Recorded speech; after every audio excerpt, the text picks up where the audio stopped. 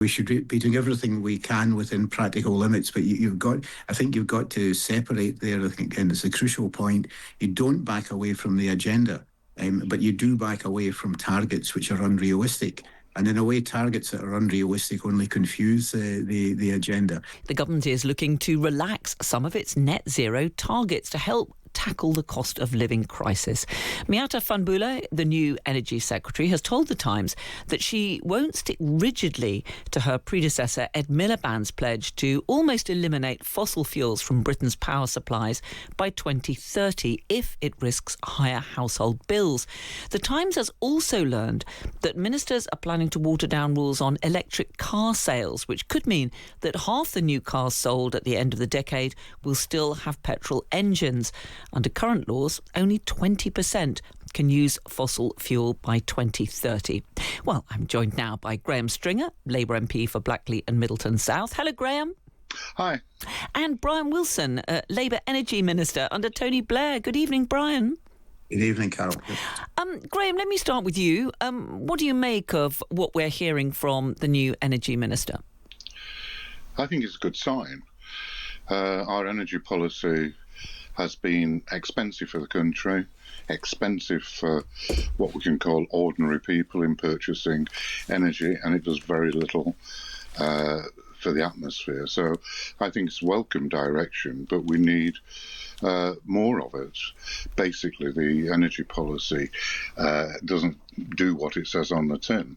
Energy policy should have as its top priority security of supply. You don't get that if you move to a weather-dependent system.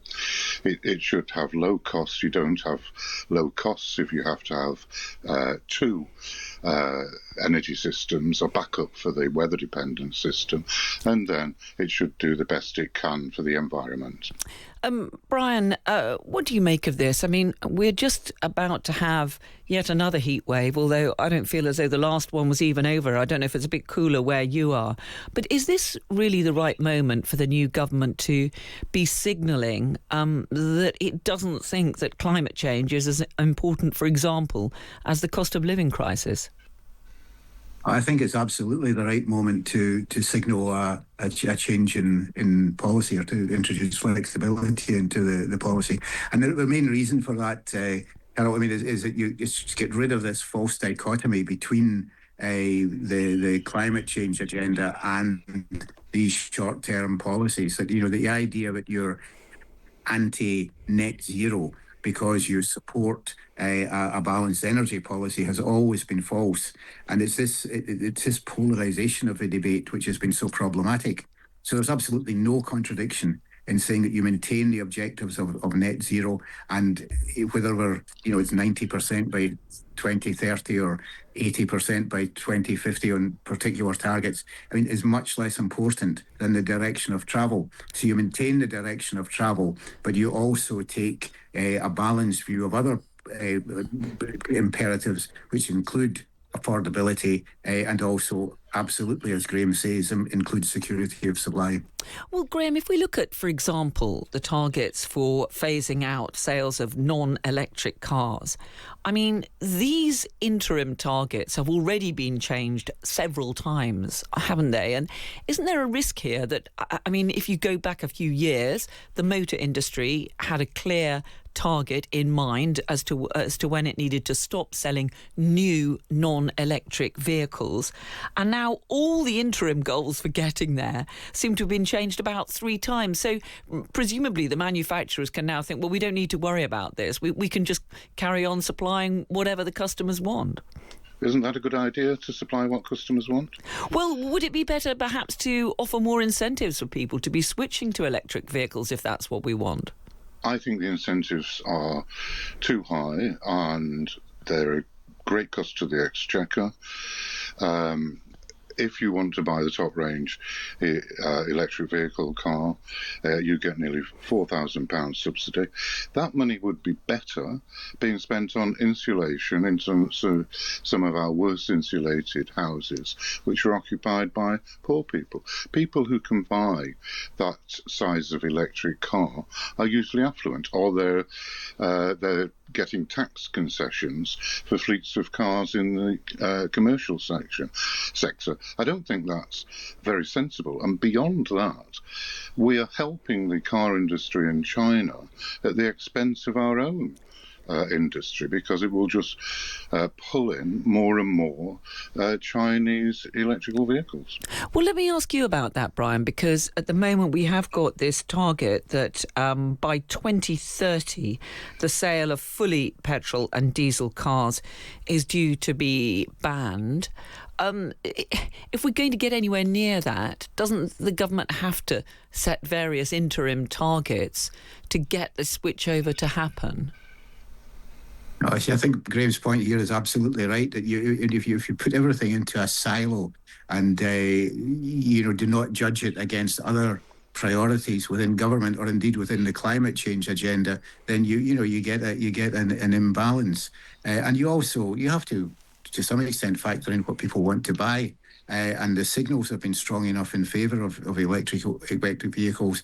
They will continue to be. You also have to look at the costs and the practicalities of providing the infrastructure that will support them. So by all means, you keep moving towards electric vehicles and away from fossil fuels, but you don't ignore these other factors. It all comes back on every aspect of energy policy. It comes back to balance. And as soon as you go to you major only one priority or imperative and forget the other two, which are security of supply and affordability, then you're in trouble. So you keep the three going in parallel. And I certainly don't see, and I think a lot of people breathe a sigh of relief. I mean, target setting is one thing, delivery is another, and you have to factor in an awful lot of other considerations before rigid targets make any sense. So direction of travel, absolutely. Rigid targets, usually a fool's errand.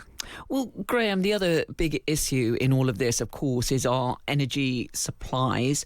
We're having a lot of signals, aren't we? It sounds very much as though Andy Burnham's government is going to allow more drilling in the Jackdaw and Rosebank oil fields.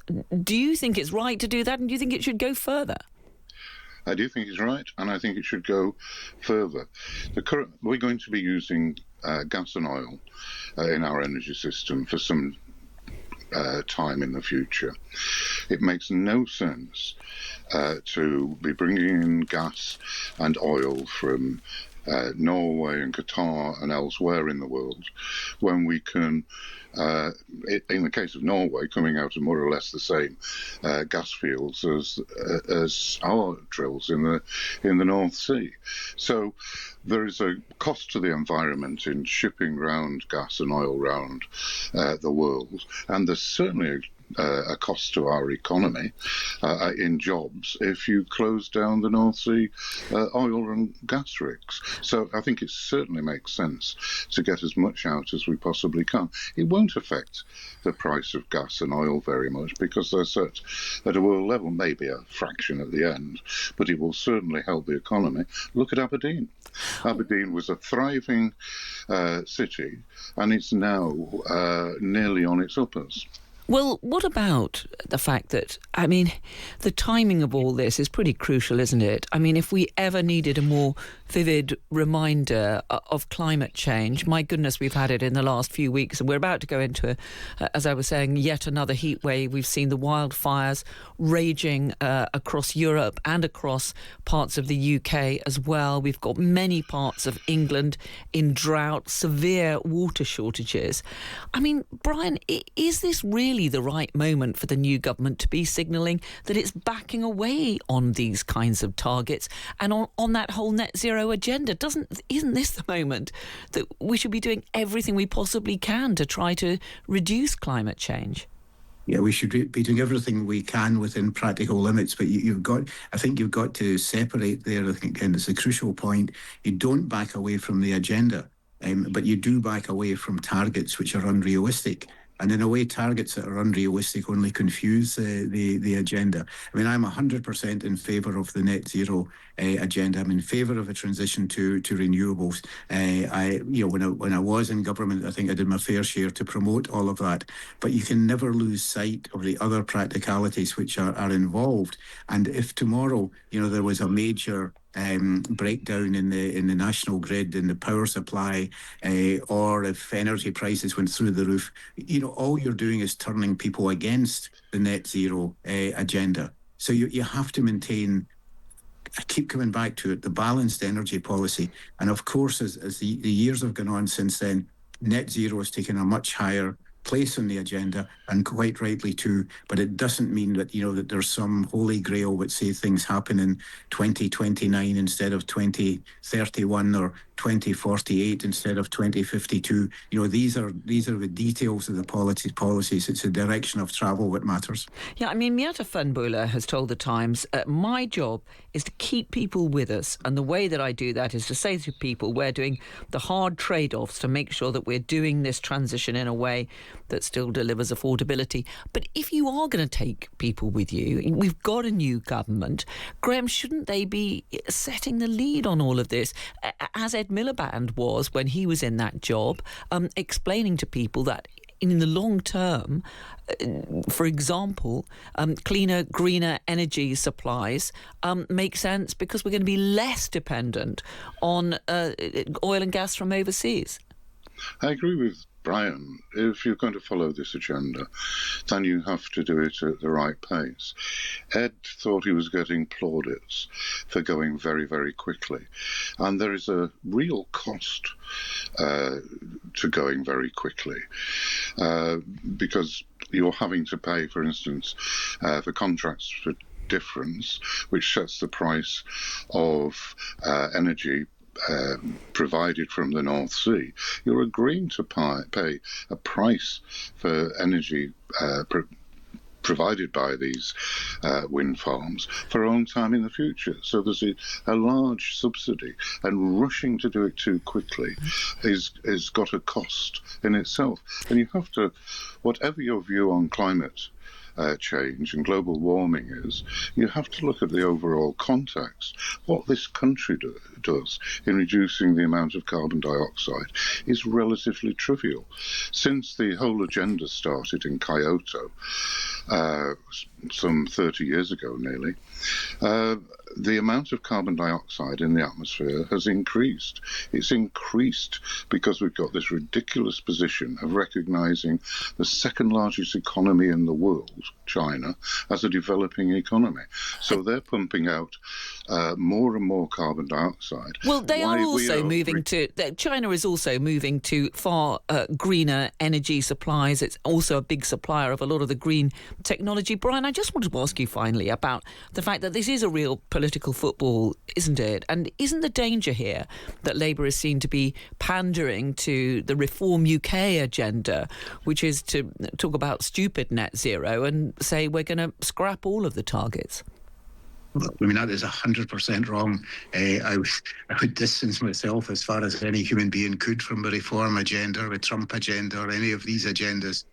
But I would put myself full square behind a balanced energy policy, and I put myself full square between moving towards net zero targets.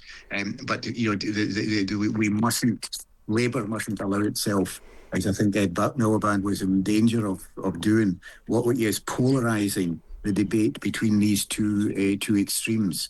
And what you quoted from his successor seems to me to be the most sensible words I've heard for a long time from government in this subject, which is that you maintain the objectives, but you take people with you. Because believe me, if you turn people against you, then the agenda will never be delivered.